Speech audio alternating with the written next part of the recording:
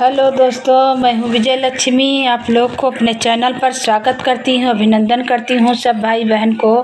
तो भाई बहन सपोर्ट करें। एक प्यारा सा भोले बाबा का गीत सुना रहे हैं, तो मेरा गीत कैसा लगा आप लोग ज़रूर कमेंट में बताएं। जय श्री राम, राधे राधे, हर हर महादेव।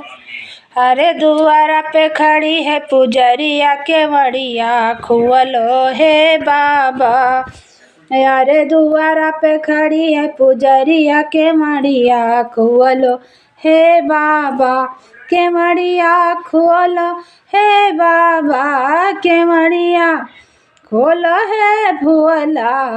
यारे दुआरा पे खड़ी है पुजरिया के मड़िया, खुअलो हे बाबा। अरे दुआरा पे खड़ी है पुजरिया के मड़िया, खुअलो हे बाबा।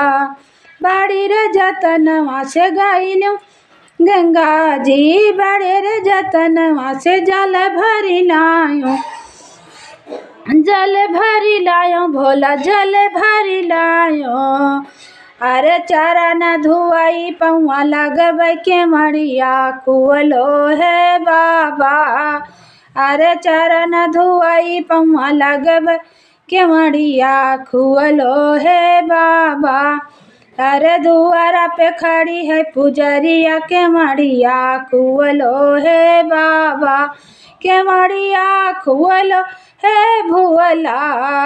अरे दुआरा पे खड़ी है पुजरिया के मड़िया, खुअलो हे भुअला। बड़ी रे जतनवा से गइलो बगैचा, बड़े रे जतनवा से फूल चुनी लायो। यारे गजरा पैराए पौआ लगेबै के मड़िया, खुअलो हे बाबा।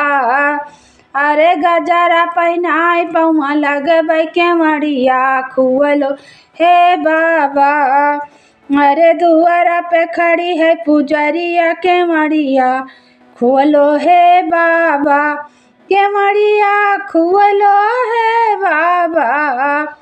अरे दुआरा पे खड़ी है पुजरिया के मड़िया, खोलो हे बाबा।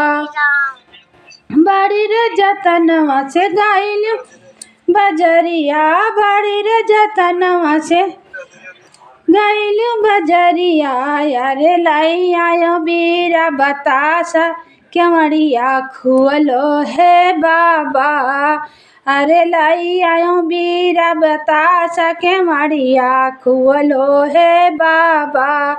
अरे भोगवा लगाई पौआ लगबै के मड़िया, खुअलो हे बाबा। अरे दुआरा पे खड़ी पुजरिया के मड़िया, खुअलो हे बाबा के मड़िया, खुअलो हे भुअला। अरे दुआरा पे खड़ी है पुजरिया के मड़िया, खुअलो हे भुअला।